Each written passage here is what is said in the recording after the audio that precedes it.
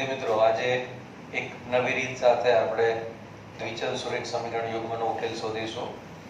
આ રીતની અંદર ખાસ એક વસ્તુ યાદ રાખવાની છે કે એમાં ચલ જે આપેલા હોય એના સહગુણકોની અદલ બદલ થઈ ગઈ હોય, નિશાનીમાં ફેર ના હોય. આ પ્લસ છે તો આ પણ પ્લસ હશે, આ માઇનસ હશે તો આ પણ માઇનસ હશે, પ્લસ હશે તો પ્લસ હશે. જ્યારે આ પરિસ્થિતિની અંદર સહગુણકોની અદલ બદલ થઈ હોય ત્યારે આ દાખલો છે એક વિશિષ્ટ રીતથી કરી શકાય છે અને બહુ સહેલી રીત છે. એમાં પણ તમે લોગની રીતનો ઉપયોગ કરી શકો છો અને આદેશની રીતનો પણ ઉપયોગ કરી શકો છો. પણ એમના પહેલા એ બંને રીતનો ઉપયોગ કરતા પહેલા આપણે શરૂઆતમાં એક કામ કરવાનું છે કે બંને સમીકરણનો સરવાળો કરીશું અને બંને સમીકરણની બાદબાકી કરીશું. આની ઉપરથી આપણને બે સરળ સમીકરણો મળશે જેનો આપણે લોગની અથવા તો આદેશની રીતનો ઉપયોગ કરીને ઉકેલ મેળવી શકીએ. અહીં તમે જોઈ શકો છો રકમની અંદર કે અહીંયા આગળ x નો સહગુણક 27 છે, જે y ના સહગુણકમાં 27 આવી જાય છે. એ જ રીતે y નો સહગુણક અહીંયા 23 છે, જે બીજા સમીકરણમાં x ના સહગુણકમાં બદલાઈ જાય છે. તો જ્યારે આ પરિસ્થિતિ નિર્માણ થાય ત્યારે તમારે આ દાખલો બહુ સરળતાથી તમે હું જે સમજાવી એ રીતે કરશો તો દાખલાનો જવાબ સરળતાથી મેળવી શકશો. બંને સમીકરણ છે એનો સરવાળો કરી દેવાનો. તો સમીકરણ 1 વત્તા સમીકરણ 2 કરતા હવે આપણી પાસે સમીકરણ બદલાય છે, બરાબર? એના એ જ સ્થિતિમાં કોઈ ગુણાકાર કર્યા વગર મૂકી દઈશું.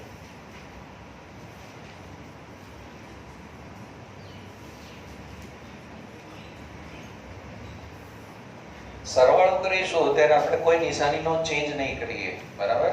એટલે બીજું સમીકરણ જશે તે રહેશે. 27 અને 23 50x. આ પણ માઈનસ છે, આ પણ માઈનસ છે, નિશાની સરખી છે એટલે આપણે સહગુણકોનો સરવાળો કરી લઈશું. તો 23 અને 27 ફરી 50, નિશાની માઈનસ. 31 અને 19 ફરી 50. તો અહીંયા દરેકના સહગુણકમાં 50 છે, સાથે સાથે c જે આપણી પાસે આવે છે માઈનસ c, એ પણ 50 છે. આખા સમીકરણને આપણે 50 વડે ભાગી નાખીએ તો સમીકરણને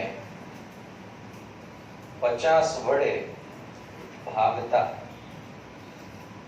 તો આપણી પાસે આવશે 50 વડે અહીંયા ભાગીએ એટલે કે x, 50 વડે અહીંયા ભાગો એટલે y, 50 વડે અહીંયા ભાગો એટલે 1. બરાબર? હવે અહીંયા માઈનસ છે તો અહીંયા માઈનસ જ રાખવાનું છે, એની નિશાનીમાં કોઈ ચેન્જ કરવાનો રહેતો નથી. જે નિશાની જેમ છે તેમ જ રાખવાની છે.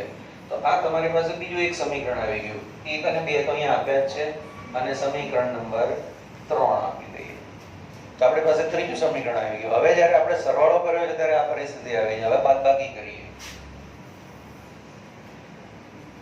સમીકરણ 1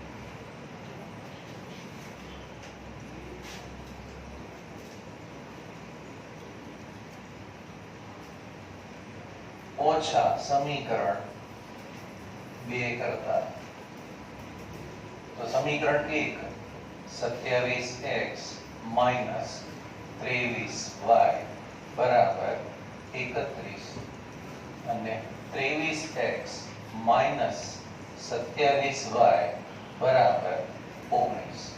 હવે બાદબાકી કરવા જઈ રહ્યા છીએ તો આપણે વચ્ચે થોડી જગ્યા રાખી લઈશું અને બધાની નિશાની બદલી નાખીએ. તો આ પ્લસ છે માઈનસ થઈ જશે, માઈનસ છે પ્લસ થઈ જશે અને પ્લસ છે તો માઈનસ થઈ જશે. હવે અહીંયા થોડું ધ્યાન રાખીને કામ કરવાનું. મોટામાંથી નાની સંખ્યા બાદ કરીએ ત્યારે મોટાની નિશાની અચૂક મૂકી દઈશું. તો અહીંયા 27 મોટા છે, 23 નાના છે, 27 પ્લસ છે માટે પ્લસમાં જવાબ આવશે. 27 માંથી 23 ગયા તો આપણી પાસે આવશે 4x. હવે અહીંયા બંનેમાંથી મોટા 27 છે. હવે આ નિશાનીને ભૂલી જવાની. માઈનસની જે પહેલી નિશાની હતી એને તમારે ભૂલી જવાની છે. હવે નવી નિશાની પ્લસની આવે છે, બરાબર?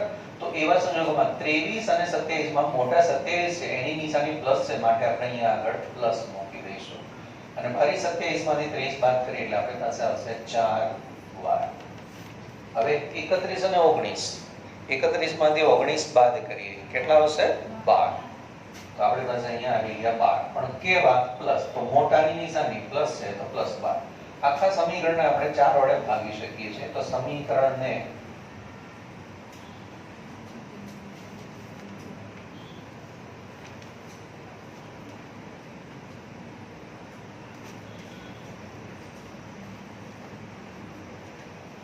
4 વડે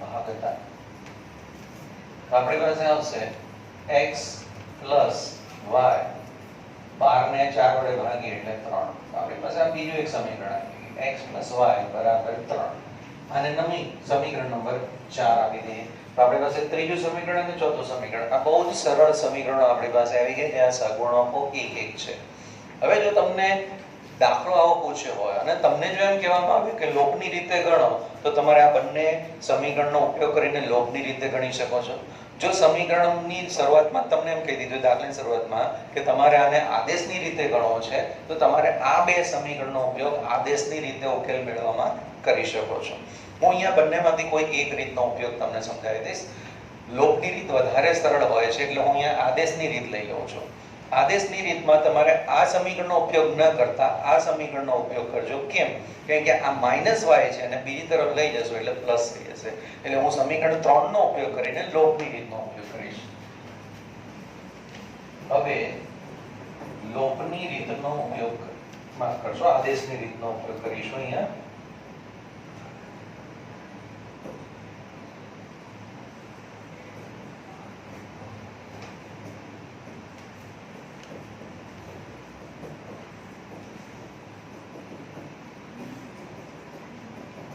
તો અહીંયા આ સમીકરણ ઉપરથી આદેશ લઈએ તો સમીકરણ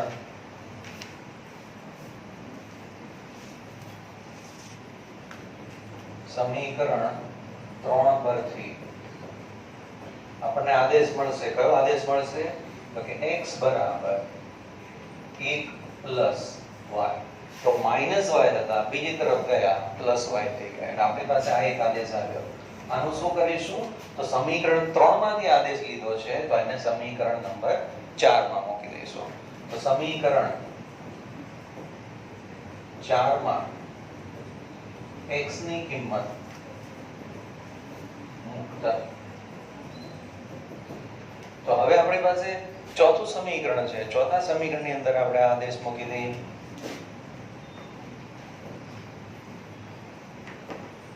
તો આપણી પાસે ચોથું સમીકરણ છે તો સમીકરણ 4 પ્રમાણે આપણી પાસે શું છે તો કે x y બરાબર 3 અને આપણે આદેશ લીધો છે x બરાબર y plus 1 અહીંયા મૂકી દઈએ અને આપણી પાસે છે y બરાબર 3 સંદર્ભ આપી દઈએ કૌંસ છોડીએ અહીંયા કોઈ નિશાની માઈનસ ની છે નહીં એટલે ટેન્શન વગર આપણે કૌંસ છોડી દેવાનો એટલે y plus 1 plus y બરાબર 3 y plus y 2y plus 1 છે એને આપણે તમે બીજી તરફ લઈ જઈએ છીએ પ્લસ 1 છે બીજી તરફ લઈ જાવ એટલે -1 થશે એટલે આપણી પાસે અહીંયા આવશે 3 1 સાદો ભાગીએ તો 2y is equal to 3 minus 1 is equal to 2 y બરાબર 2/2 y is equal to 1 આ રીતે આપણી પાસે બે સંખ્યાઓ આવી ગઈ x બરાબર 2 અને y બરાબર 1 તો આ ઉકેલ આપણે સરળતાથી અહીંયા શોધી શકીએ છીએ અંતે તમારે લખવું હોય તો લખી શકો છો કે આપેલ સમીકરણ યુગ્મનો ઉકેલ x બરાબર 2 y બરાબર 1 છે ઓકે તો અહીંયા કોઈ પ્રોબ્લેમ હોય તો ફરી એકવાર વારંવાર વિડિયો જોઈને તમે આનો સોલ્યુશન લઈ શકો